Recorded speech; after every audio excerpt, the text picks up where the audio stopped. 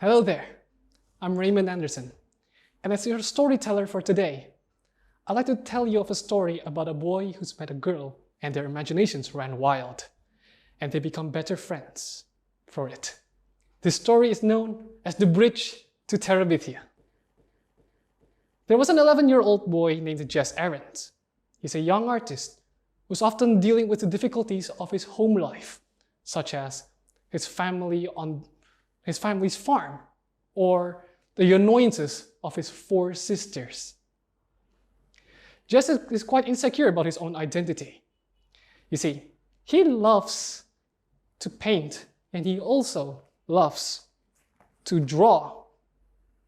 And despite all this, he very well knows that this will label him as a sissy in the eyes of everyone, particularly his father.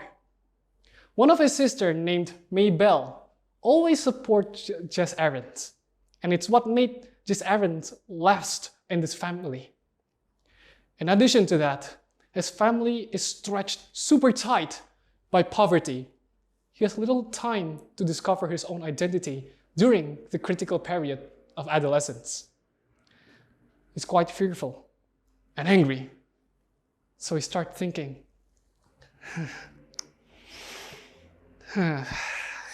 how could I even get the recognition I want without giving myself as a girl? Oh yes, running! Yes, I can be the fastest boy in school, and that way my father will never look down upon me. Jess feels that by becoming the fastest boy in school, he will earn the spotlight among his sisters and the attention of his preoccupied father. So every day he practiced running, always dreaming of the upcoming victory. However, when the race comes around at recess, a new girl named Leslie Burke, who just moved in next door to Jess Ahrens, boldly crosses to the end of the boys' playground and finishes the race in first place. Leslie was that of a tomboy. Her talents included swimming, gymnastics, and of course, running. Now that Jess's efforts were for nothing, he becomes infuriated with Leslie. The two's relationship was off to a rough start. Jess often closed himself from Leslie, despite Leslie's friendly personality. But eventually, Jess discovers a fondness for Leslie, and they become closer and became good friends. One day, they decided to use a rope to swing over a creek nearby their neighborhood. There, they spent walking the forest. "Why did you bring me here?" asked Jess. "This entire woods, from now on, will be the kingdom of Terabithia, and we will become kings and queens of Terabithia." And with that, Terabithia became their new kingdom, their sanctuary, and the time they spent playing there and forgetting about the rest of the world seemed to strengthen them and strengthened their friendship and prepared for the trials of everyday life. In Terabithia, Jess was able to discuss his insecurities with Leslie. And Leslie gives him many stories that inspires Jess's ability and his natural art. But the time they spent in Terabithia were just mostly playing their games of imagination, such as defeating the intruders to the Terabithian kingdom, or praying to the sky grove to end rain, and numerous other fantasies. Eventually, Maybelle followed Jess into Terabithia, and the new kings and queens of Terabithia welcomed Maybelle to the kingdom. Though it seems like their friendship is centered around Terabithia, it's not just limited to the area. In school, both of those two take a good deal of bullying because of their cross-gender relationship, but Jess doesn't seem to care about it anymore. And Leslie was never bothered by it to begin with.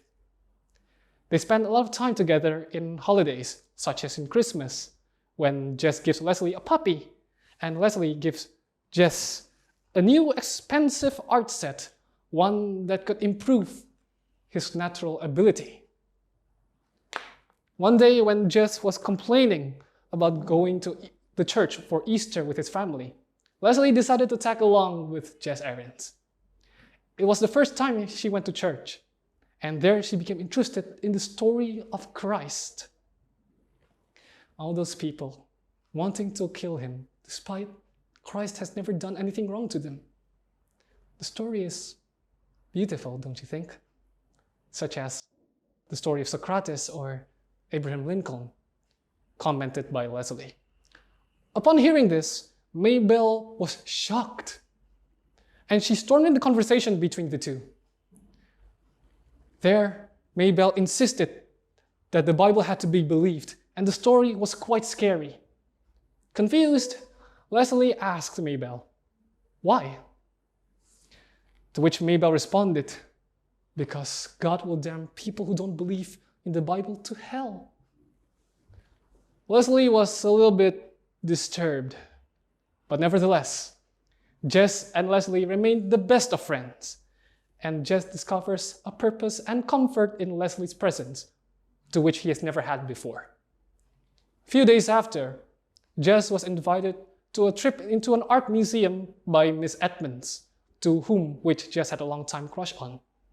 So he went to the museum without notifying his parents nor Leslie. And in the museum, Jess had an ecstasy of art. It was the time of his life. However, when he returned home, he received a horrible news. "Son, that girl, the Leslie Burke girl, she was found dead mourning in the creek," explained by Jess's father. "What? Nice joke, Dad. Really, nice joke." "Son, she tried to cross over the creek with a rope and the rope broke. She hit her head on a rock and drowned in the creek." Upon hearing this, Jess immediately stormed up to his room in anger, shut the door, and in the darkness of his room, he spouted to himself, It's a lie, isn't it? Of course, there's no way that's real."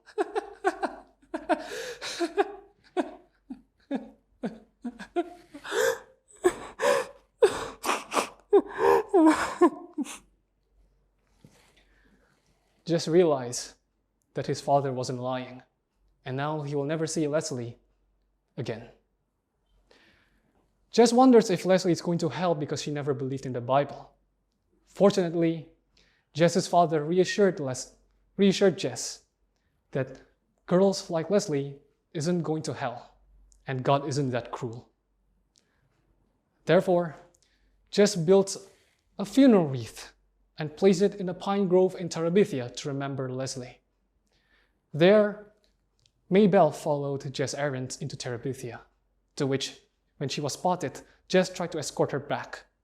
In their way home, Jess talked to Mabel. "Mabel, do you see the Terabithians over here? They're standing tiptoe to serve a queen, and they're looking at you." "Me?" "Shh, yes, you. Keep your mind open, because now the Terabithians are waiting for their new queen." To fill the void, Mabel became the new queen of Terabithia, and Jess has changed as a person. The end. From this story, we know that friends give a positive influence to us, and even if they're no longer with us, their influence become their legacy. Thank you for listening.